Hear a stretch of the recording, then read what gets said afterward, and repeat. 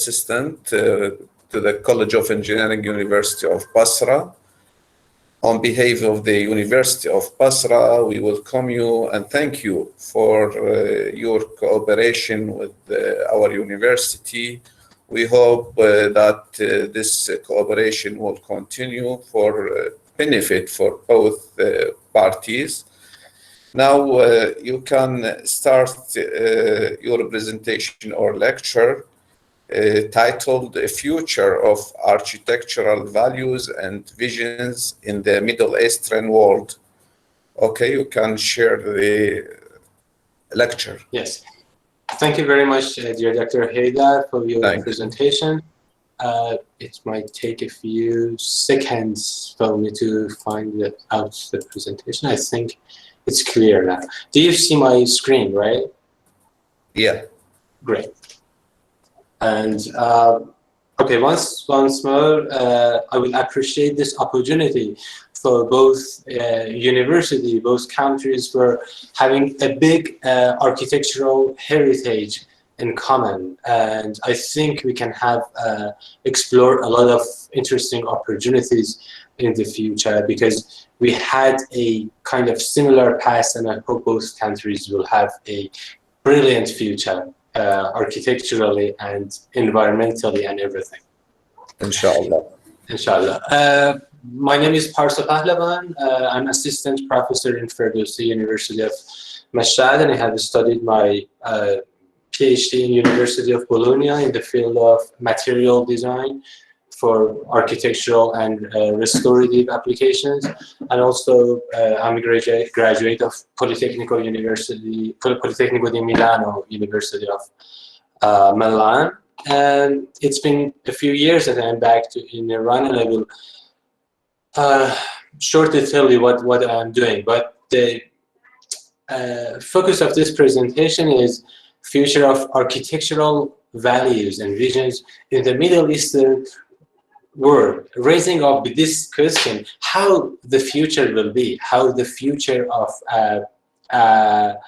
our cities would look like. I would like to ask this question at first. If there is someone to answer me, if there is someone who has a opinion about it, does anyone have any image of the future of, for example, Basrah, how it would look like in 20 years?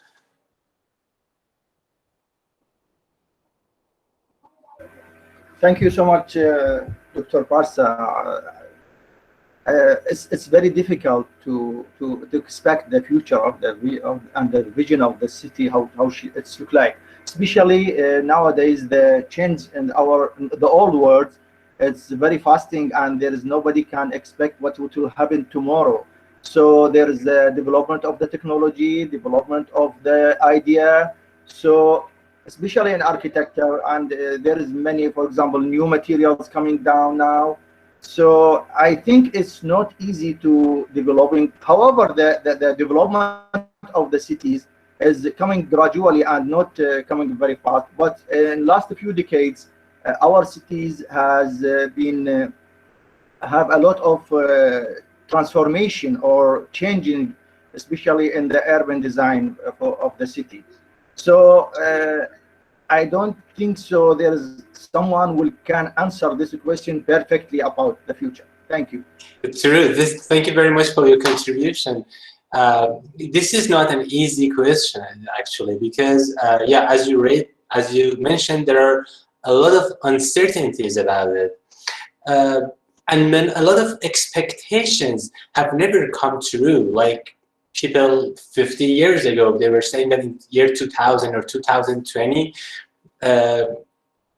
our cities will be like this left image, like it will be like full of high-rise towers and people like flying with their cars. But this really didn't happen, and might not really happen in a future. But for answering that, maybe we should follow some trends, huh? I think we are actually, I mean, these days are very difficult. We are having pandemic situations, wars, like reconstructions after wars, but we believe that we are in a good position of the history. Like, I don't know, hundreds years ago, maybe 80% of people were starving. They were like poor, 80% of people. But now it's maybe like vice versa. 20% of people are starving, dying from hunger. Like war was the normal situation, and peace was something exceptional. Now it's vice versa. Like now it's like in the country, peace is the normal condition, and war is, I mean, unfortunately there are still wars, but this is not the normal condition. Another trend is that like having the things were very important, but now having access to them is important. It's not important anymore how many books you have, like 50 years ago, huh? It's not important how many, how much money you have or how much money your country has. It's important how much accessibility, how much access you have to your money, how much access you have to the books. You might not have any books, but you can actually download everything. Like you can see, like Amazon maybe doesn't have any property, but it provides access to many different things. Or Uber doesn't have any car, but it provides access to many cars. So we are having new trends like accessibility or like wealth and other things. These items might like enlighten a little bit, so we can have a better imagination how the real future is. Would be like the left photo here or like the right photo. Maybe you do see them like in a mirror term. Anyhow, the upper one or the other one. Let me start this with this favorite architecture of all times, Zaha Hadid. I like architecture to have some raw, vital, and earthy quality. I had this opportunity to meet her once in person in Italy, and we made some connections with Viviana Muscettola, one of the directors of Zaha Hadid Architects. They were planning to come to Iran, but anyhow, we got these rough conditions. We can think about what this important Iraqi British architect brought to the world. Something that changed was an argument about quality. Like, I don't know, like 100 years ago, I do remember 20 years ago in Iran was like that, and I'm sure in Iraq was like that too. We were only talking about quantity, not talking about quality, huh? So for example, we were going like to buy some, I don't know, milk, cheese, and they're just giving me milk, like 1 kilo of milk. We were not really questioning the brand. Branding was not really important. It was important, like, I don't know, everybody could have asked you like 20 years ago, how many children you have? It was like about quantity. But we are going to have characters and quality.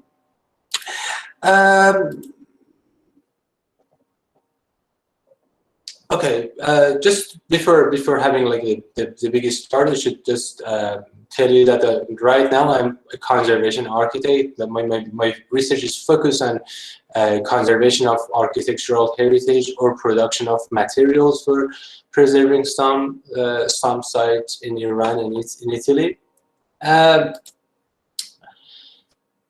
And we raised this question.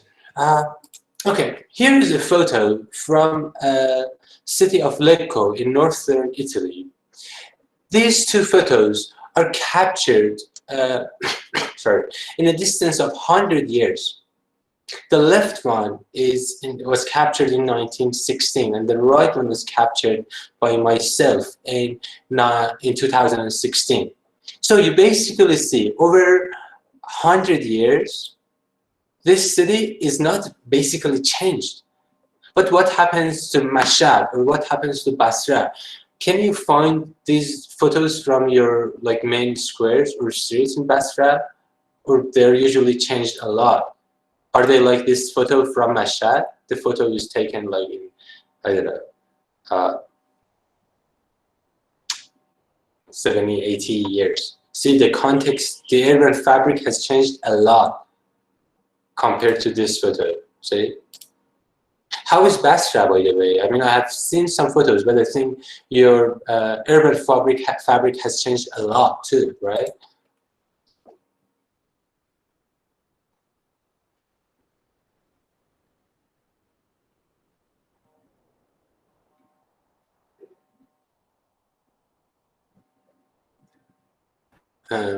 Yeah, the city changed a lot, and you cannot even recognize the neighborhood, especially because of the war and the destruction of the neighborhoods, and also because a lot of country fellows are moving from the country to the city, taking the lands and making slums.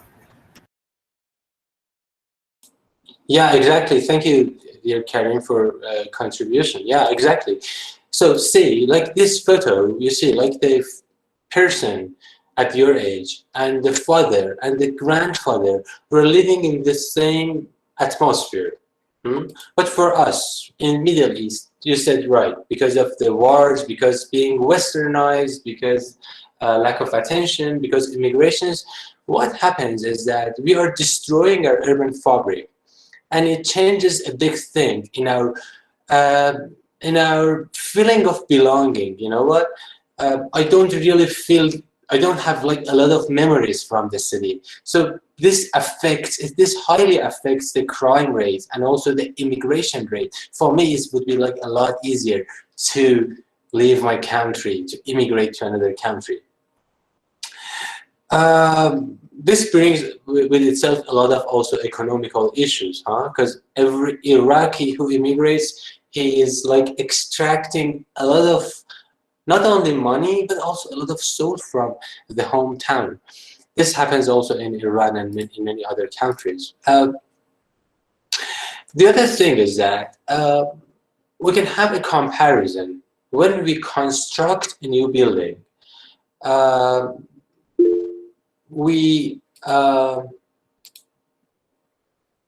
Oops. Is that okay? Do you hear me still? I thought there was a... The voice is clear, but okay. One student say if you can zoom on the photos. Oh, sure.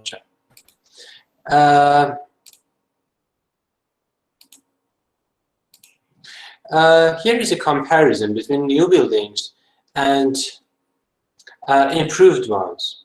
You can see, like for constructing a new building, we need a lot of more like cement, building materials, a lot of production of construction materials, which is not only expensive, it makes us to destroy all the older buildings, and also to produce a lot of cement. Cement is expensive, but also production of cement produces 1,000 cubic meters of carbon dioxide, which destroys our urban environment. If the water, due to global warming, would increase like even one more centimeters, we will lose a lot of crops for cultivation. Climate change would cost us a lot, and with huge massive construction we are making it worse and worse, and we are actually paying a lot on our health issues for that. So the solution is to improve our buildings. Improving our buildings, like doing conservation, restoration, refurbishments, maintenance, stuff like just improvement of the existing buildings instead of destroying them and rebuilding them, has a lot of advantages. One is like this, the thing that you see would not happen again. Like we try to have the same image of the city. The other thing is that it has a big economical advantage to the country. And also environmental things, like I told you about climatic change, which is a big deal. I'm not like going a lot through that. And also the demographics and how it makes it worse. A fellow, Karim Musa Nasser, just said that, yeah, in these countries, in low index countries, we do have a lot of the flow of immigration of young professionals. Yeah, and this makes it worse. We should actually try to make identity for what we had in our countries. Later, I will show you some examples, but before that, let me show you some photos. Can somebody tell me where this place is? Do you know where this place is?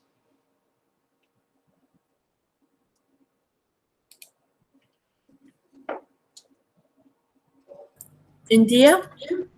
Yeah, it's Mumbai. Great. And can you tell me if this is a developed city or not? This is Mumbai.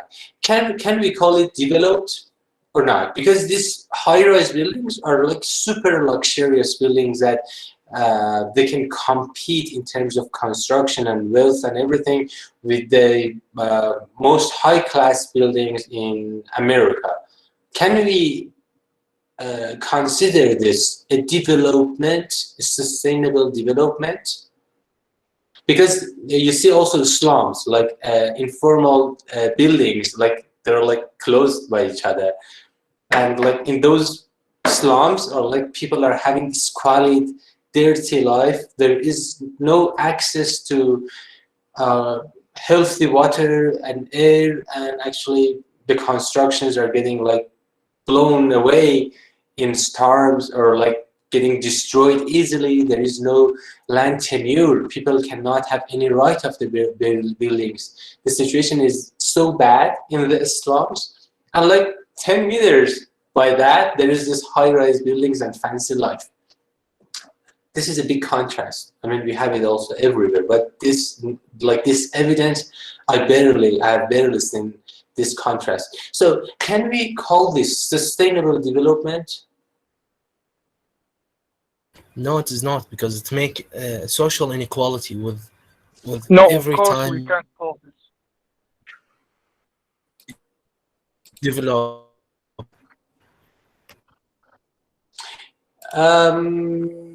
Yeah, but the other part of the city has like a super high quality.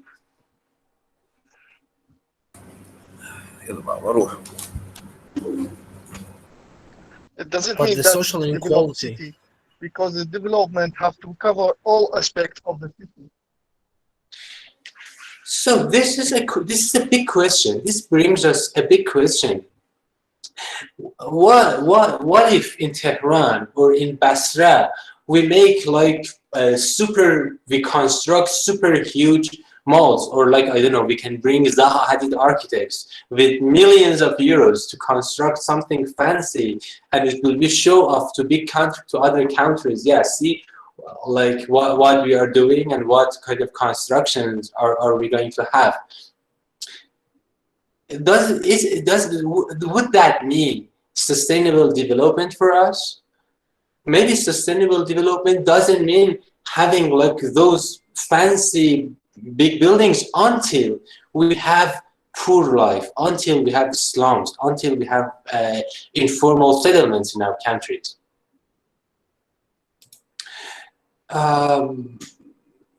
So yeah, as people who contributed mentioned correctly, we are talking about a harmony. It should be a harmony. When like some part of the city are like really having a bad life, or like part of the city destroyed in a war or in a flood or something, having like super fancy life doesn't mean development, because it doesn't have that harmony. But we don't want to believe that. Like we still like make it in Middle Eastern countries, and also not also only Middle Eastern countries. In Europe, they're doing much better, but also in America, it's sometimes the same thing. Informal settlements In some parts of the cities in the world, in the big cities in the world, 1 out of 3 persons are living in slum.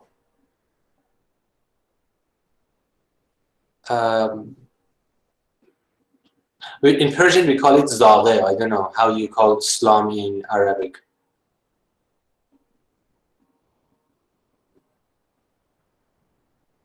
We call it hawasim. Awesome. A very historical name. Okay. So, but you have it in Basrah too, right? Yeah, right. In very large amount and very high quantities. So this is very sad. Actually, we have it also in Mashhad too. But there is another thing. Apart from slums, we have a lot of abandoned houses or historical buildings or houses that nobody is living inside them. We leave them or we destroy them, and we go like creating something new. This really doesn't have any sense, because this is actually the road that the Europeans, the Westerns, are coming back from that road, and we still have this very traditional look to development. This is a very traditional translation from development, that we see that, okay, how many tons of asphalt or how many tons of beton are used. So this is a good index for my development. This is totally wrong. I mean, it's not accepted, at least anymore, with all these like climate change, a story that we are going to believe, which is true. So,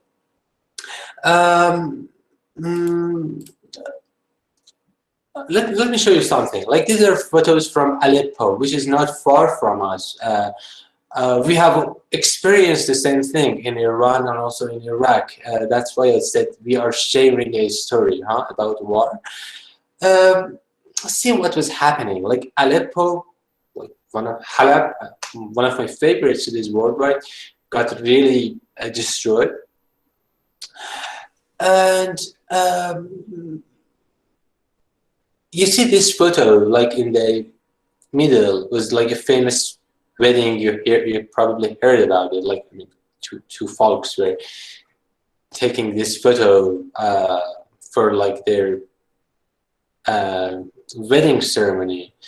It was so touching in Europe, and like that time, it was becoming very trendy. Like, some people were saying, I mean, they really didn't feel the fear and the hard story behind it, but everybody was saying, such a beautiful set, let's do that. I mean, I wish it would be possible for us to do so, like to go to Aleppo to have a wedding.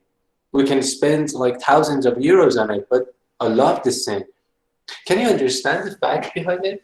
Sometimes we have something which has a story behind it, which is lovely, and we don't appreciate it. Sometimes pain is, I mean, sometimes like a value is inside our pain. It makes us special than others. I will show you some examples from you to you. This is a station of Bologna that they in the center of Italy.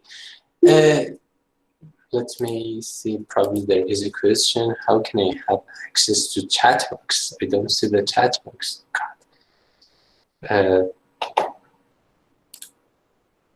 You will find it in the middle between the icon of two people and the icons of geometric shapes.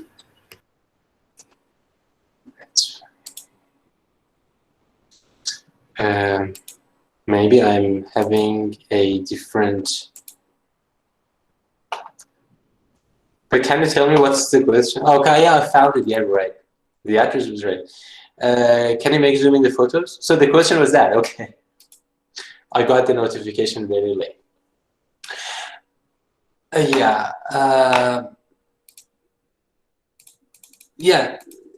the clock in the station always shows 10:25. So it is actually true only 2 times per day. And there is a story behind that. It was like a terroristic attack in the station of Bologna, like maybe something like 30 years ago. And part of the city has remained, like has kept the destruction from those terroristic attacks, or like keeping something from the World War, something that destroyed. They really didn't repair it completely. They kept it like a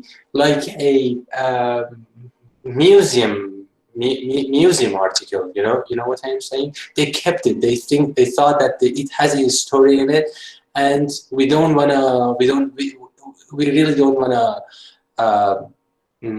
change that. This is our country. It has had a very hard time.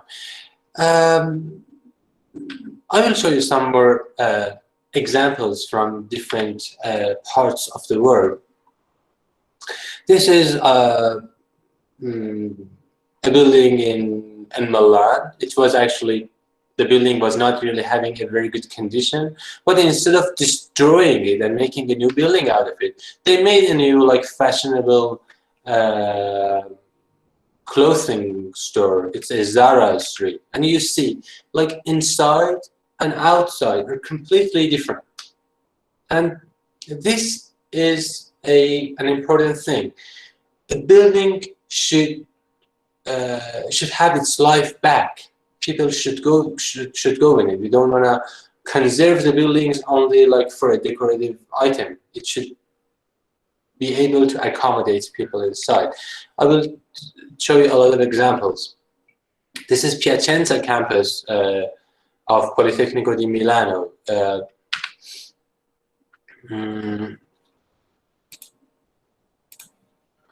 me,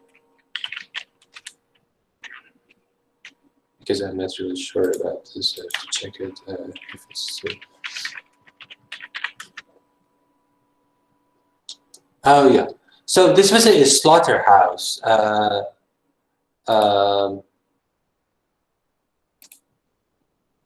Oh yeah, we have it actually in Persian. Maslach, or slaughterhouse, like for like killing pigs and animals. And we use the same word. Maslach? Oh yeah. Yes, we use the same word. Oh great. So this is, actually we use your word because it's Arabic.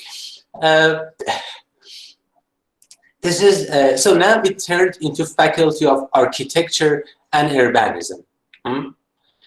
So without making a big change, without a need to destroy that slaughterhouse and make a new building, they found that this building has history. Even like it helps architectural students when they do their stuff in a historical building, they feel the urban fabric better, and they try to be more loyal to the heritage and to what has arrived to them from previous generations. And actually, it's kind of scary. Some people were saying that this is not meaningful. Architectural school should be something romantic. Maslach is something like very scary. And some people were saying that no, architectural engineering students are not having fun. Studying architecture stuff is like very difficult to study architecture. So architecture student can be a maslach in a way.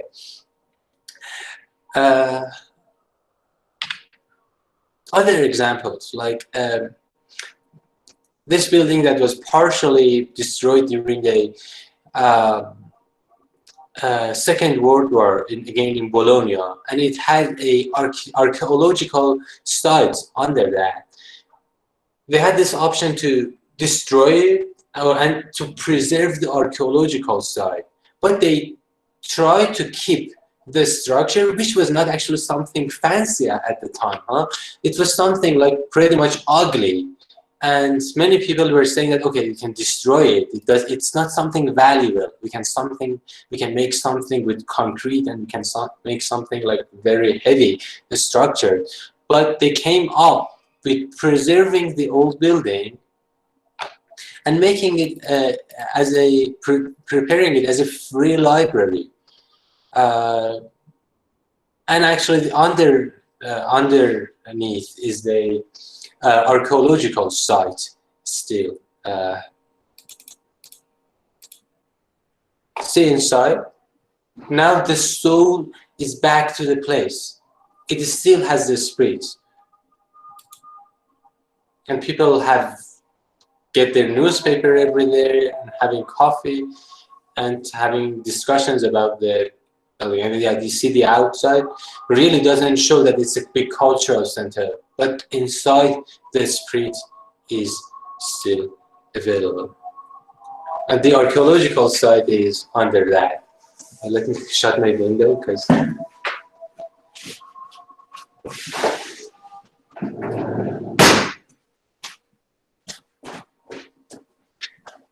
I'm back, yeah.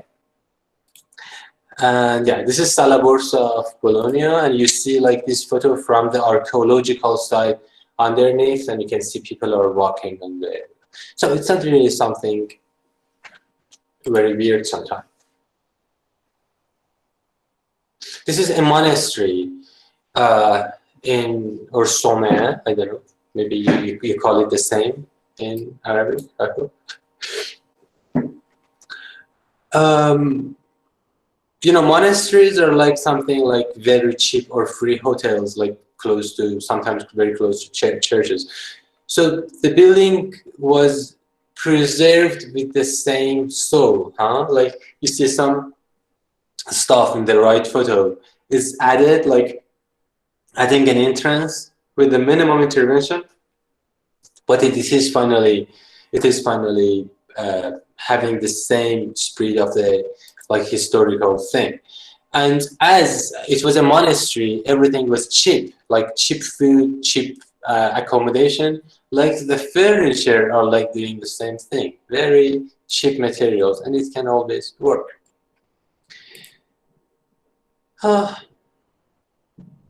And okay, I'm having a question with you, like what about the negative things? Can we preserve the parts of our culture with negative, with some negative cultural points or negative environmental points? Can we do that? Can you make some examples? Like, does architecture of Basrah or of Iraq, for example, to you, has something to offer which is not pleasant, but we can sell it to, like, I don't know, to tourists, to Western people, for example?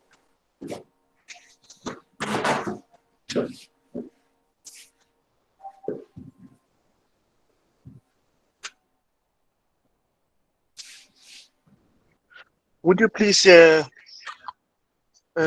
you ask again this question, paraphrase it in another word?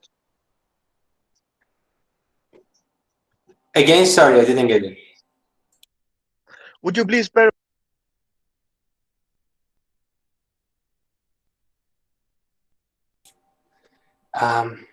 would you please paraphrase your question in another words?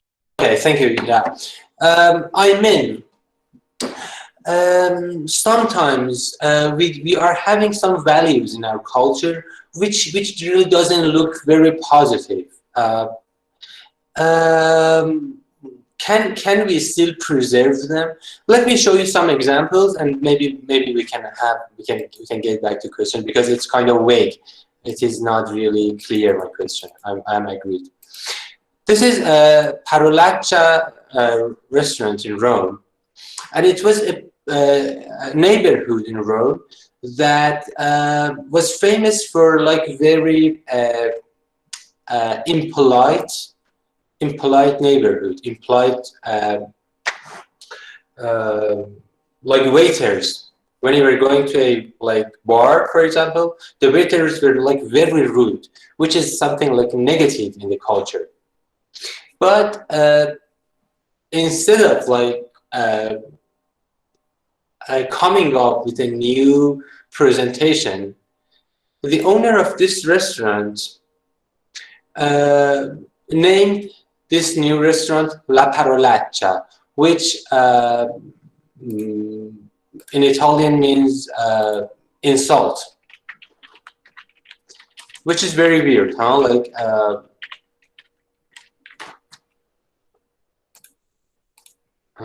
let me check.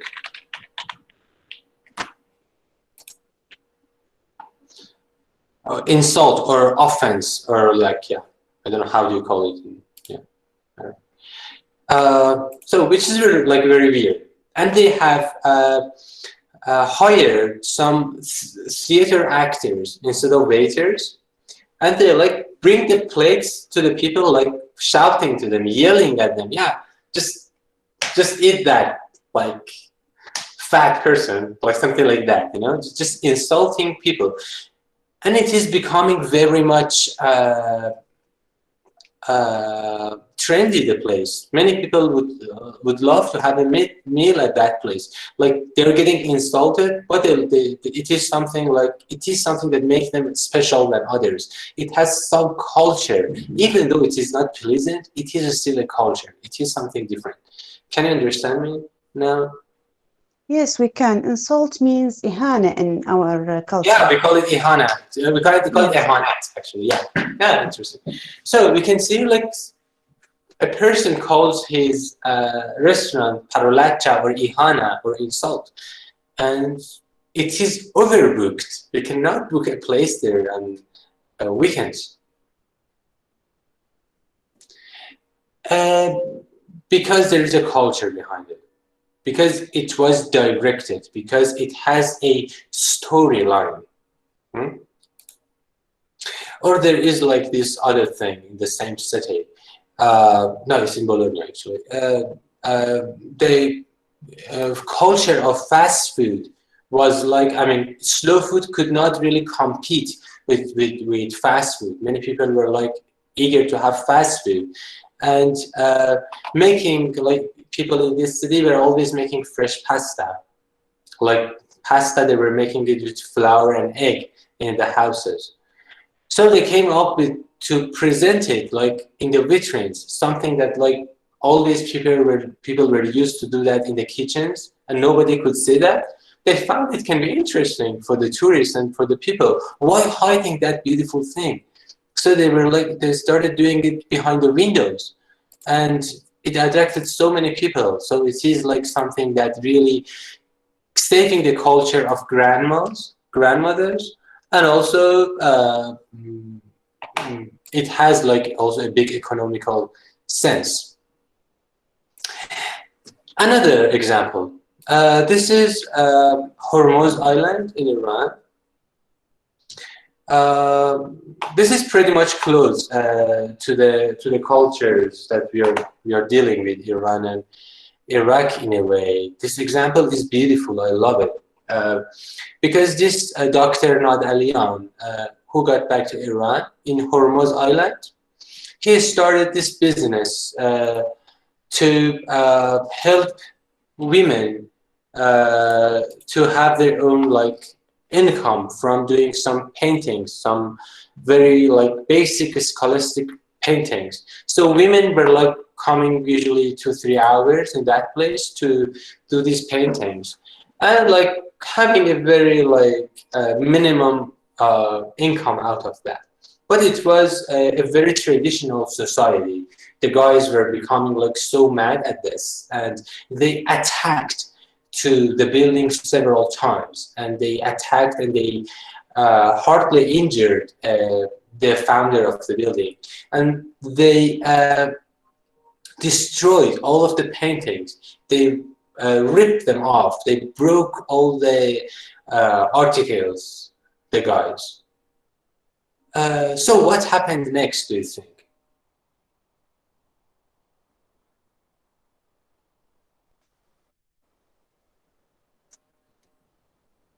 He used the destroyed pieces of his previous artwork to sell a new artwork. Exactly. Or he called it. Exactly. Instead of like escaping from the place, for example, the price of a thing like that was something like $2. Yeah. And they sold, and the guys sold them easily over like $50-$60, sometimes $100, because he was saying that this painting has the story of like feminism on it, like the story of pain of Middle Eastern women on it. He had a story so he could sell them. He could sell them all. You mean turning the negative energy into positive, trying to make most of it? Exactly, exactly. And this is something that we didn't do in our countries. We had a lot of scars on our face from the wars. It could be something interesting. I mean, it was a reality. We didn't need to hide everything. Sometimes we could actually make values out of them. And I'm telling you that we do have still beautiful, like, historical buildings with lots of stories, and we don't care a lot about them. These are examples to tell you that even from like the heart of darkness, sometimes we can produce something valuable. This is a prison in Oxford, England, and it became a luxurious hotel. Imagine like what can we do with like what you can do actually with a lot of, I mean, if stuff are left over from the wars, or I don't know, from like ISIS, it can be like luxurious hotels, many of them, in Iran, actually, I mean, it is actually a big trend. It is gradually getting started, actually, but Europeans are doing it much, much better now. See, this ugly prison has turned into a luxurious hotel. You can still see some photos.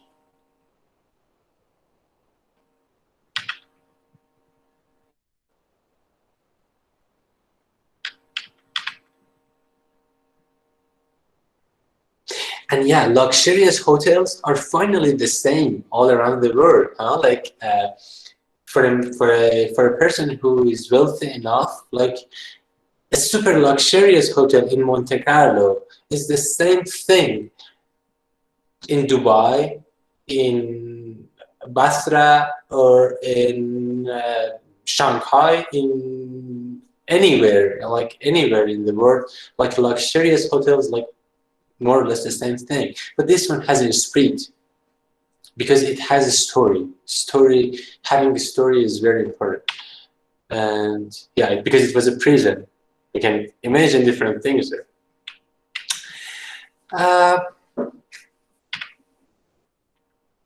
Sometimes it's not like very easy to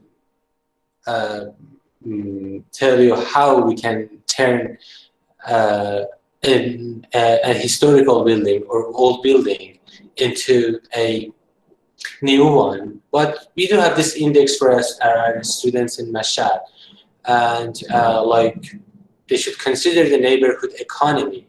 Like for example, actually there is also one economy about the site itself. When you want to make a luxurious hotel, you have to spend a lot. But if you transform that prison into a luxurious hotel, you spend finally much less. But another important thing is that you should actually care about the neighborhood of economy.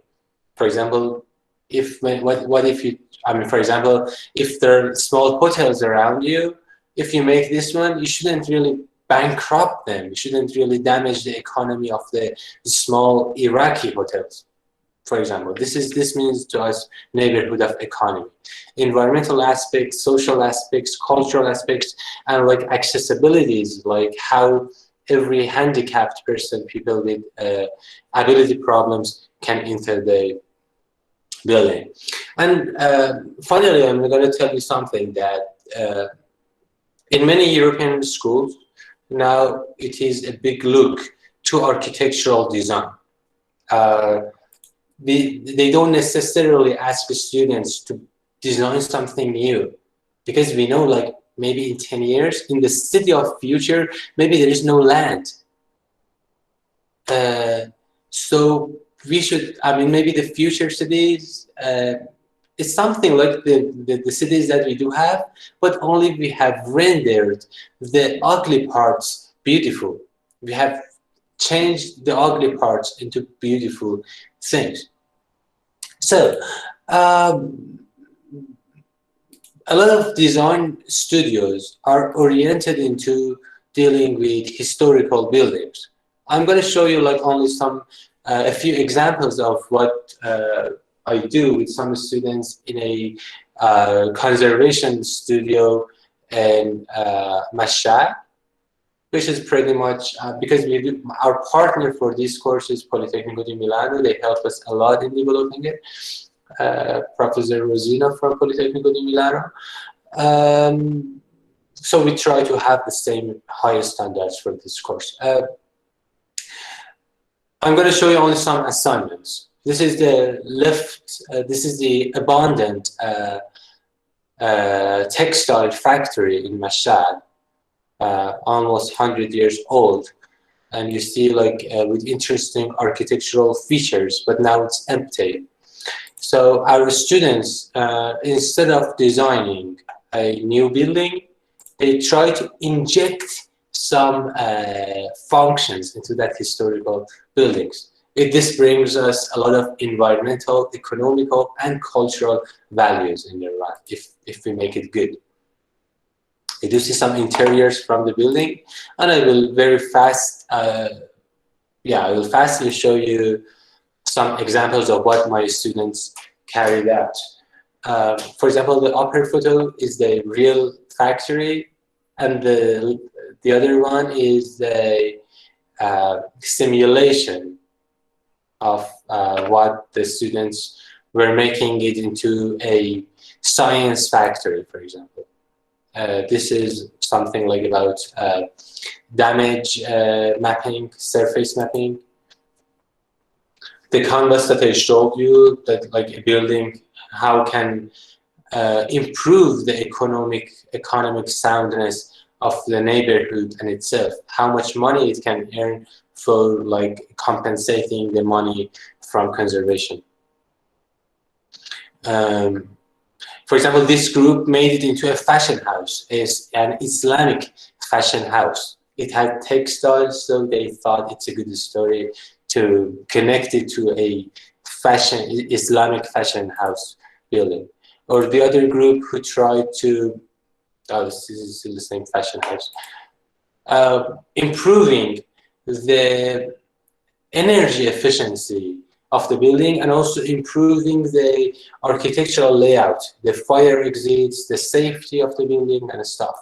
And also you see like the intervention levels, demolition and extension. This group made a hotel for animals, which we really sometimes we don't care how money it can produce, how much money it can produce, because we never had such a thing in Iran, hotel for animals, so people can bring their pets in. And yeah, you do see some like renders from these options,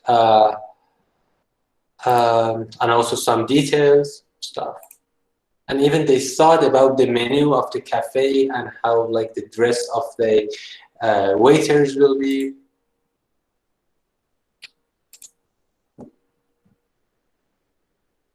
Okay, some renders. Yeah. A farm to table. This is interesting because it was a group of our Arab students, a group from composed of some Lebanese and Iraqi students. In our faculty, we have students from 9 nationalities, mostly like our neighborhoods. So these Arab students proposed an Arabic food court, which was like very interesting, and I think it could sell. It could be very interesting. It could be a very much interesting business. Like a section was like for hummus, a section was like for mutabbal, or like a lovely Arabic dish from, because actually you know better, like because Arabic food is something like very general, like Palestinian, you know, Iraqi, Lebanese can be very different, and actually we have a big group of tourists coming from all of those zones, so it could be something like very interesting to have this trace of culture from all of those people visiting, and actually it could be some interesting point for them to taste Arabic food outside of their country too. A group tried to do a waste-based design, high-tech, highly professional design coming from waste. Actually, this, the concept of refurbishment of a historical building is producing something new from waste too, huh? And yeah, this is like the restaurant and some other renders. Oh yeah, they try to design the items by themselves too. And this group also made another science factory. The other group proposed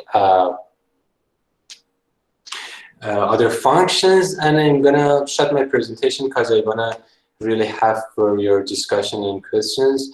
But just to sum up, I should tell you that maybe our future cities, again, are not something like with flying towers and dancing towers, but they are finally something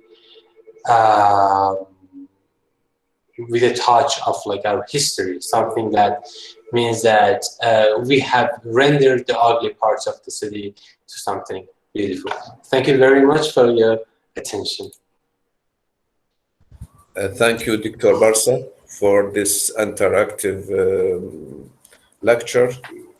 And I have one question about the sustainability functions. I think in the world, they add a new function is the power or government. I don't see this in the chart in your lecture. Yeah, this is absolutely true. Yeah, this is absolutely true, Dr. Haida. And yeah, I skipped it because I thought maybe we didn't really want to open up this thing, but there is a thing. It is also governmental. It has also another level that the NGOs and like bigger groups that people can support it. And also there is like there's a macro level, meso level, and micro level. From one level also architects should really start caring about it in their designs and also in the conservation things. When we say that when a building is like refurbished or repaired, it has to have a higher energy efficiency index compared to a new building. So, for example, if a B+ is accepted for a new building, a refurbished building should be A+, possibly, or A, because they are actually, we don't want historical buildings to be something underestimated. They should really have new words to say. But as you said, yeah, in the actual term, it's like a responsibility for the governments.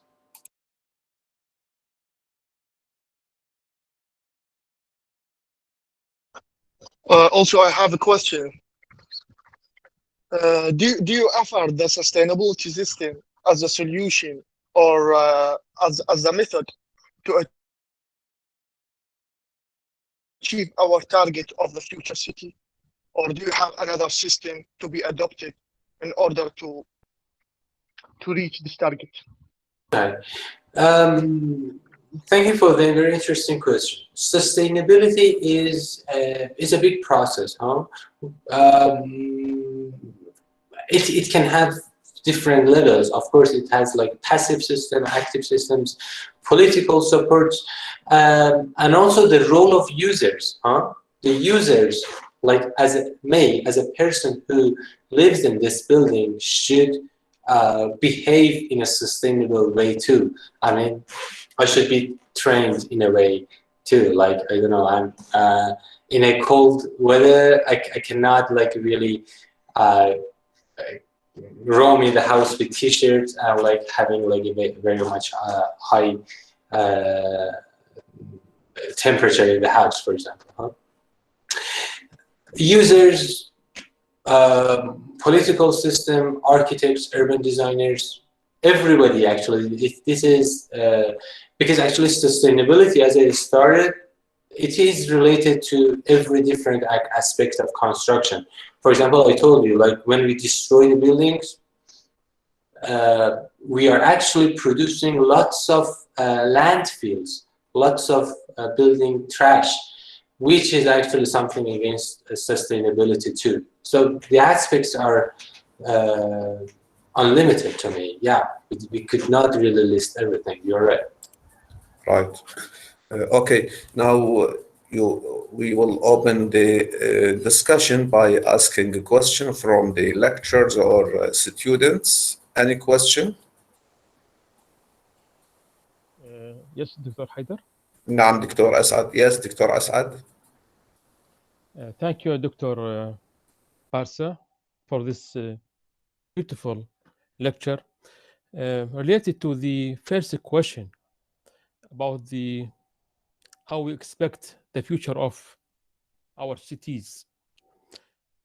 I think the future of a city is subject to built or made more than expect. So when we plan how to make a new image to our city, we can't expect how it will be. But if it improve randomly, we cannot expect its new vision or its new image. Sorry. So when we behave with the old, we faced the power and the cultural value of the memory. And it is so important issue how to respect our memories related to old buildings. So how to rebuild our memories, it can be done by thinking deeply how to rebuild our things, especially our buildings. And it needs maybe a surgical criteria to how to improve these old buildings, not simply by added some facilities, but also by preserve its looks, its image, its old features also.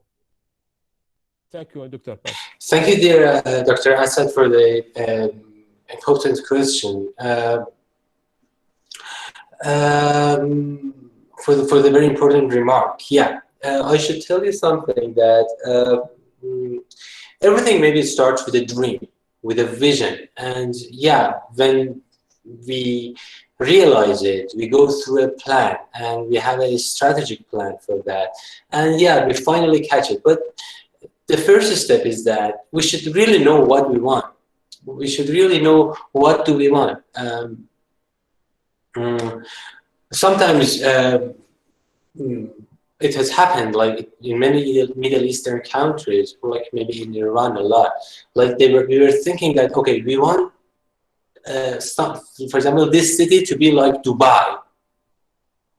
And let's make it like Dubai. We didn't have the technology, we didn't have the plan, and we destroyed a lot of things. We came up with a set which is not like the lovely historical thing we had, and it's not like the dream Dubai neither, which we actually know like Dubai is not fashionable anymore.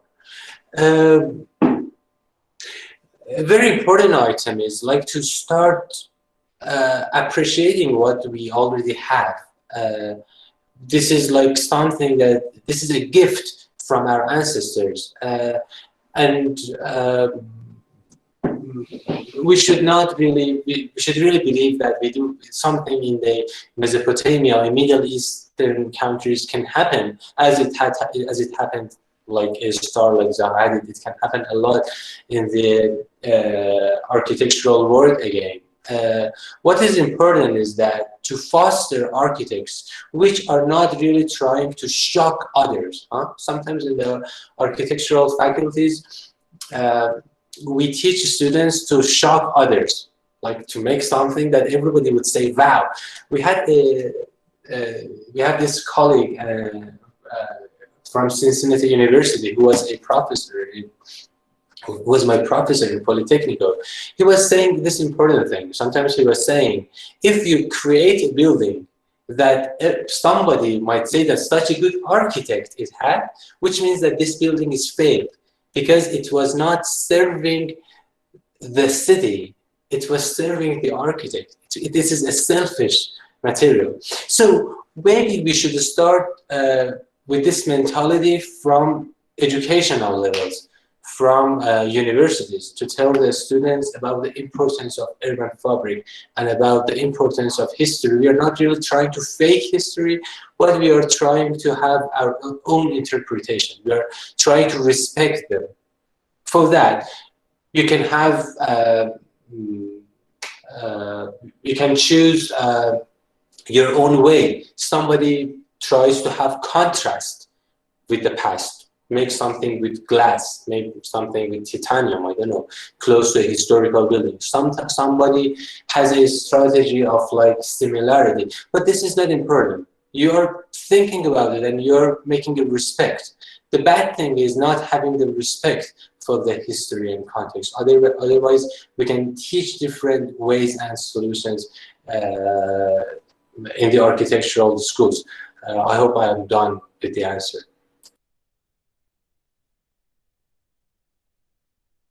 Thank you. I have a question, please. Hello, Dr. Parsa. Thank you for your interesting lecture. I want to ask you about the architectural values. You may talk about the cultural values that in a different culture from us, maybe in Europe, Rome, and else, how they use it and reflects it in the architecture. So, which architectural values that our culture, and specifically in Iraq, we can use it to development the city? Okay, thank you for the very tough question. I actually don't know because I'm not Iraqi. You know it better.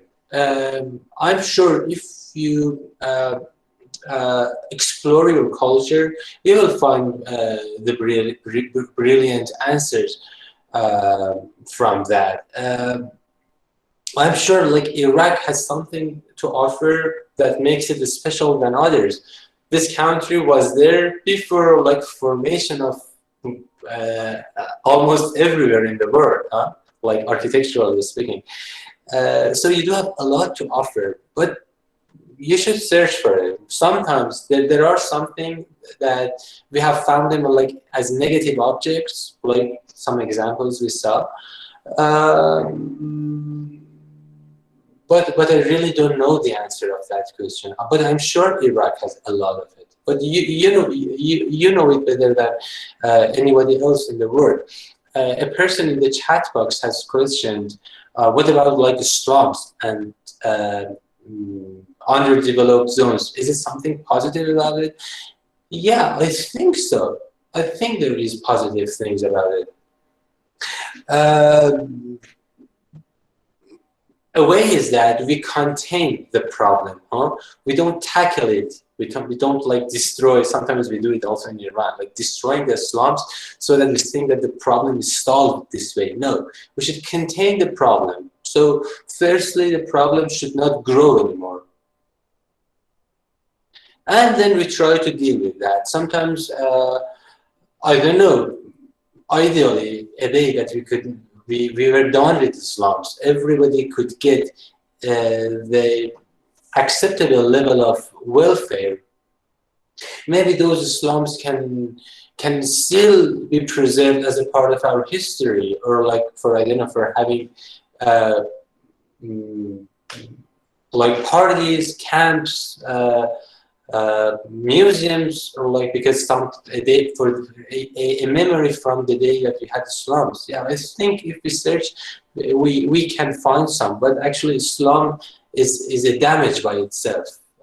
because it is adversely affecting the health and everything of people. So getting back to the main question, I think it can be subject of a very interesting conference. What Iraq has to offer, and it is like super normal to the people, but it still attracts people. You can search it in TripAdvisor to see like what tourists were finding in your culture was the best thing. Sometimes you find it very normal because you are in that, but searching Lonely Planet and TripAdvisor to see the foreigners' perspectives would go a long way. Okay, another question?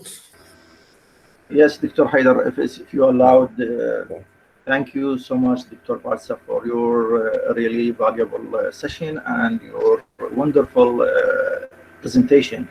And the subject that you discussed is very important because it's really serious and required nowadays, because it's not related just to the future of the city, not related to the physical material, for example. It's related to our future. It's related to our son future, because as you know, let's say the fate of our city, and then the city will create us in the future.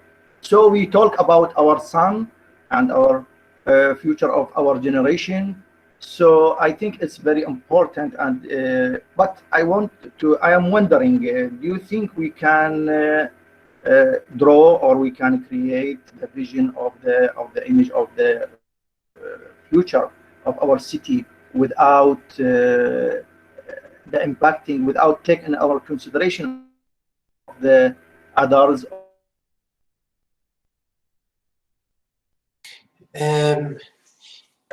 Yeah, thank you, Dr. Hamid, for the question. Yeah, I think so. I think so because we can now see the trend. Do you remember I told you about the trend of accessibility? That accessibility is important than like poverty.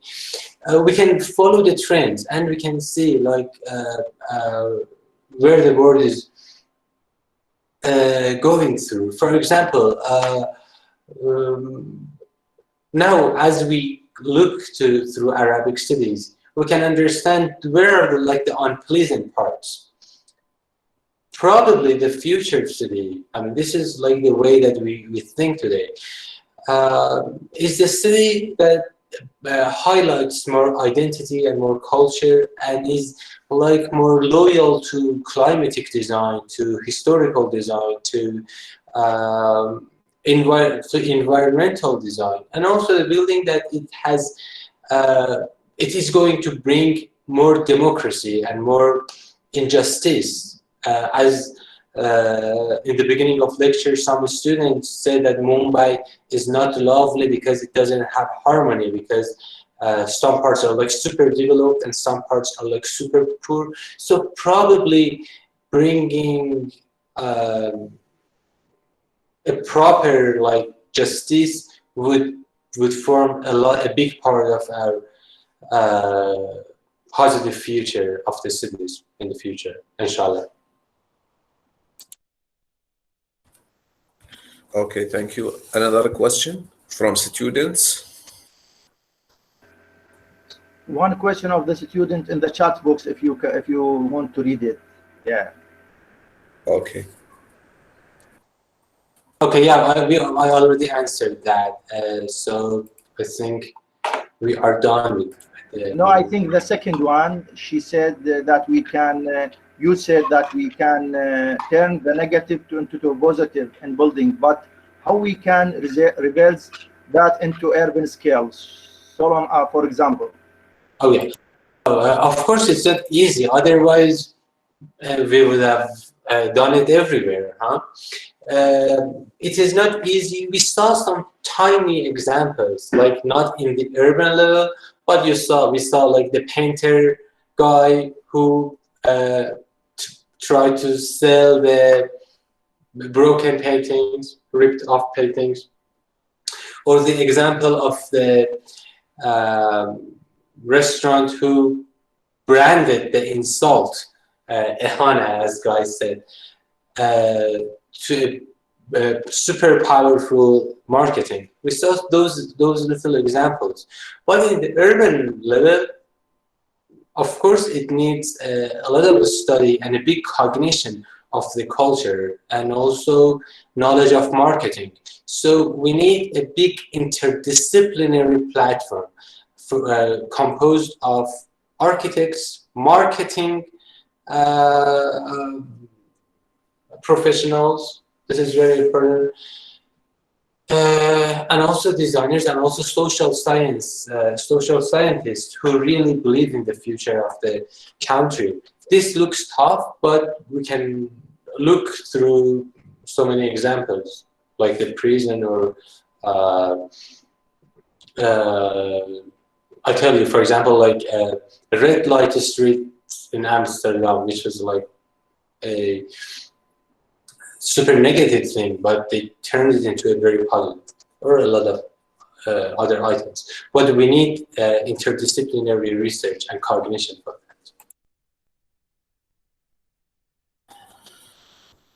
Okay, another question.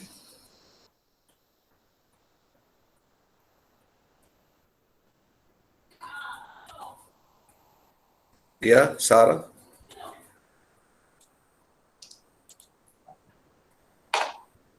Sarah, you can ask. Yeah. Hello, Teacher Parsa. I'm very thankful for your valuable lecture. I have just one question. How can we change the customer view of architecture? So nowadays, you know, we have lots of private houses, and we have customers come and want to design their houses. When you look at each house separately, you think it's very maybe valuable or very interesting, have a very interesting architecture. But when you look at in the image of the city, you see that it's damage the image of the city. You think we have to change the view of customers or the view of the society to look at the architecture or to look at their city, or we have to maybe do some law or legislation to force people to follow the rules and not try to ask or to force architecture to not build the houses which is interested, which is very interested or which is very good in architecture separately to other cities. Okay, thank you for the question, and I should actually bring up with a big thank and compliment to the professors and academic staff of Basrah University, because I do see like a very good vision of the students. I am sure it is supported by a good educational background, and actually they know very good the international protocols, how to ask a question and doing the queries. This is a big compliment for the whole academic board, I think. But getting back to the question, I should tell you what happens in the world of fashion, huh? Also, construction is sometimes a fashion, huh? The client has some money and wants to build something, and he has got some image from media. This is good, this is better, this is so good, huh? Who should affect the media? This is the question. Why do you buy? What do you buy, like in clothing term, from clothing shops? Huh? The fashion, the seller of the shop would say that I bring the materials that are fashionable, so people buy them. People say that we buy the stuff that are in the stores. So who is choosing what to wear? The seller is saying that I am selling it because it's fashionable. It's fashion. I sell it because people buy it. People say that We buy it because it's the only thing that is being sold. So where is the fashion coming from? We can actually expand this to the architectural world. Who said this building is better, this new building is better than something conserved? Who said that to the British people who are doing it? Of course, in some terms they had to do that, but now it is actually something sometimes more valuable. So there is a thing. We should not be. We should not forget about our actions. We should be active, and it's not that we should only design in our ateliers, in our laboratories, in our universities, but we should try to foster people. We should try to, I'm not saying educate people, because I'm not really questioning who knows better, but we should try to elevate people. We should really help them think about their culture, environment, and not economy they're like facing at the moment, but the big picture from the economy of the country. So I think we should make the valuable thing fashionable. Okay, thank you. Thank you, Dr. Parsa. I think you will receive a lot of message or notes by email from the students. Okay, last question. Sure.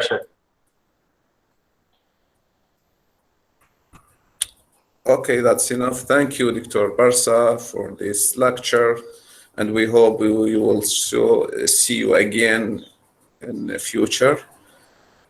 And give a lot of information in the field of architectural engineering. Thank you very much. Thank you, Dr. Haida, for chairing and for the valuable comments.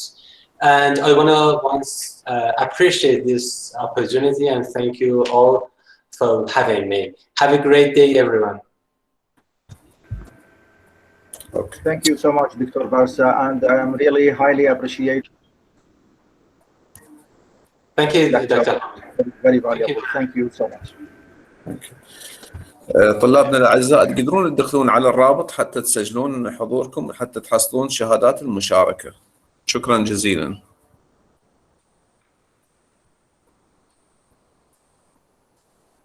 دكتور حيدر جزيلا.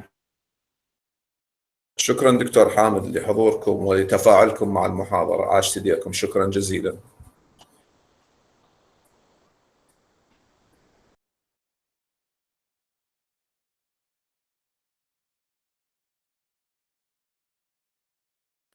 شكرا جزيلا أستاذ كيان لجهودك من الصبح لحد هسه ويانا. شكرا جزيلا. شكرا جزيلا أستاذ كيان لجهودك، تعبك ويانا، والحقيقة التكنيكال شو كان ممتاز جدا، وإن شاء الله المشاكل التقنية اللي صارت اليوم إن شاء الله الأسبوع القادم أو بالمحاضرة القادمة إن شاء الله تنحل. شكرا جزيلا لحضور جميعا.